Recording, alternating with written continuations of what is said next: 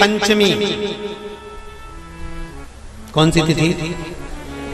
पंचमी, चाहे वो शुक्ल पक्ष की हो चाहे वो कृष्ण पक्ष की। शिव महापुराण की कथा कहती है आपको सुख अनुभव हो जाएगा।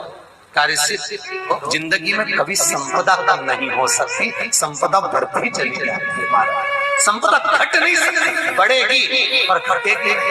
कष्ट नहीं आ सकता, रोग बीमारी तकलीफ नहीं आ सकती। आपके लिए तो लाभदायक है, समझ लो ये कथा। शास्त्र कहता है कि जिसके घर में संपदा की कमी हो, पैसा आ ही नहीं रहा हो, सब दूर उलझ गया हो, बहुत टेंशन चल रहा हो, पंचमी तिथि के दिन गन्ने का रस जानते हो? ईख का रस, गन्ने का रस तुलसी जी के क्यारे में हाथ में लेकर 7 बार अपना नाम और गोत्र बोलकर छोड़ दो। जिंदगी में 3 साल में तो करोड़पति बनकर बैठ जाओगे, कभी लक्ष्मी की कमी नहीं आ सकती। तैयारी में बैठे रहोगे कि फिर पंचमी तिथि आए। हमारे यहाँ सांपों की पूजन कौन से दिन होती है, कौन सी तिथि में करते हैं? जम के बोलो जरा। नाग पंचमी। नाग पंचमी का मतलब क्या है? सांपों की पूजन करो।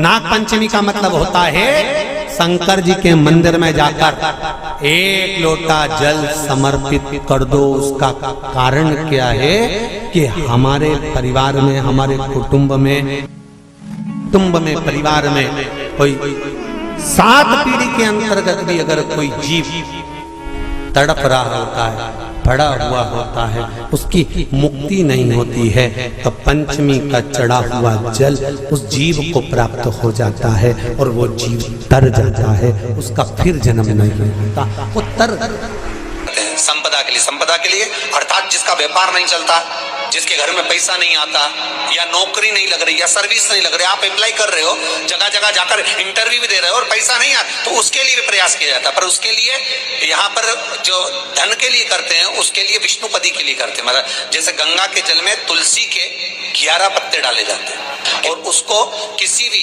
नारायण के मंदिर में राम कृष्ण शिव शंकर नहीं, राम कृष्ण भगवान विष्णु दत्त आदि जितने नारायण के मंदिर हैं, उस मंदिर में किसी भी पात्र में, एक छोटे से पात्र में उसको भरकर रखी आते हैं महाराज। उससे भी जॉब, सर्विस, नौकरी में सफलता प्राप्त हो जाती है। परंतु वो भी एकादशी को ही होता है। कुछ देर तक पात्र को रखा जाता है, फिर वही पात्र का जल किसी भी वृक्ष के नीचे डाल दिया जाता है, उससे भी नौकरी के लिए फायदा मिलता है। गंगा का जल को एकादशी और द्वादशी, इन 3 तिथियों पर एक रोटी में थोड़ा सा मीठा रखकर सोमक पितृ का नाम लेकर यदि गाय को खिला दिया जाता है, तो अगर कोई पूर्वज प्रेत योनि में भी पड़ा हुआ होता है, भटक रहा होता है, जिसको पिंड नहीं मिला, जो अचानक मर गया होता है, अधोगति में चले गया होता है, उस जीव की मुक्ति दशमी, एकादशी और द्वादशी, ये 3 दिन सोमक पितृ का नाम लेकर रोटी में, पूड़ी में मीठा रखकर अगर गाय को खिला दिया जाता है, ये 3 दिन तक, तो वो पितृ कभी भटकते नहीं है, उनको मुक्ति प्राप्त हो जाती है मोक्ष में। दशमी की रात्रि के 12 बजे घी का दिया हथेली में रखकर, दरवाजे के बाहर उस दिए को हथेली में रखकर चंद्र का दर्शन रात्रि के 12 बजे दिए की लो में चंद्र का दर्शन करते हैं, उससे ज्योत प्रबल होती है हमारे। या तो होगा वो नवमी की रात्रि 12 बजे या दशमी की रात्रि की 12 बजे चंद्र का दर्शन, दीप घी का हाथ में जलाकर, नाम गोत्र अपना बोलकर, नरसिंह भगवान का स्मरण कर कर, ज्योति में चंद्र का स्मरण कर कर दर्शन किया जाता है। नेत्र कमजोर हो तो 3 या 4 दिन में ज्योतियों का क्रम बढ़ना प्रारंभ होता है। वैसे तो 15 दिन का लिखा है, पर शिव महापुराण कहती है 3-4 दिन का क्रम बहुत होता है, बढ़ता जाता है। केवल दशमी, चाहे उजाला की हो चाहे अंधेरे की। कौन से महादेव का नाम लेना है? श्रम्भेश्वर महादेव।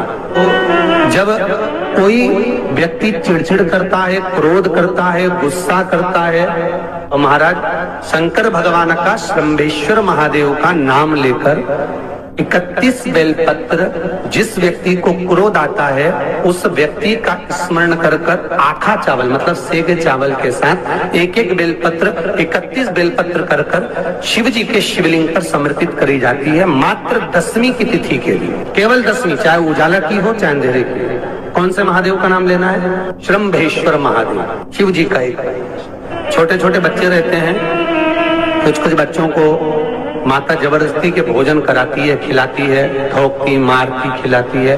कुछ कुछ बच्चे ऐसे रहते हैं वो कुछ खा ही नहीं पाते, मुख में दो और वॉमिटिंग कर देते हैं, उल्टी कर देते हैं। ऐसे बच्चों के लिए या जिस व्यक्ति को भोजन पचता नहीं हो और उदर में एसिडिटी रहती हो और जलन टाइप की होती हो, उसके लिए भी श्रम्भेश्वर महादेव का स्मरण है। सुंदर व्याख्यान वर्णन किया है। श्रम्भेश्वर महादेव के ठीक सामने अर्थात भगवान शंकर के किसी भी शिवलिंग के सामने एक तांबे के लोटे में जल रख लीजिए और जल के अंदर 3 बेलपत्र डाल दीजिए, एक पीपल का पत्ता डाल दीजिए, शमी के 11 पत्ते कलश को छुआकर शंकर भगवान के शिवलिंग पर श्रम्भेश्वर महादेव के नाम से चढ़ा दीजिए। उस जल को उठाकर ले आइए, 1 रात्रि तक घर के अंदर रखना है।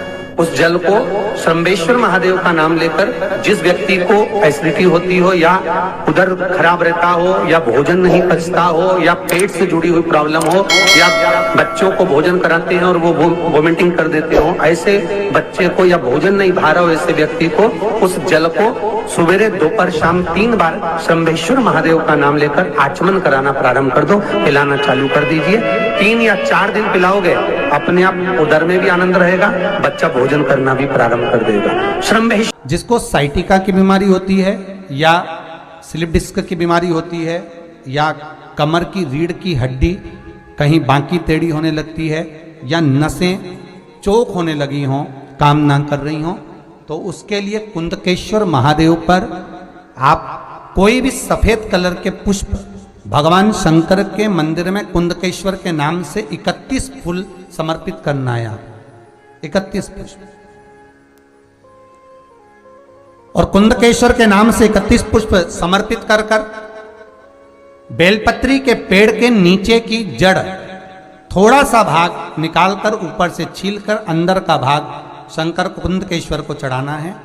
उस जड़ को लाकर उसको पीसना है और पीसकर सुबह के समय पर 3 बार उसका कुंदकेश्वर का नाम लेकर सेवन करना है। जिसको साइटिका और जिसको रीढ़ की हड्डी, स्लिप डिस्क, जिसको प्रॉब्लम होती है उसको बाबा कुंदकेश्वर एक ऐसे महादेव हैं क्योंकि भगवान शंकर के चरण पर पार्वती के द्वारा फेंका गया कुंद का प्रहार हुआ और उससे बाबा को चोट लगी, जिससे बाबा का नाम कुंदकेश्वर पड़ा। जब आप जल शंकर को चढ़ाने तो रोज ही जाते, जब एकादशी का दिन रहे और शंकर जी के मंदिर में आप जल समर्पित करें तो 3 बार मुख से स्वधा स्वधा स्वधा या स्वधा स्तोत्र का पाठ जिसमें 12 श्लोक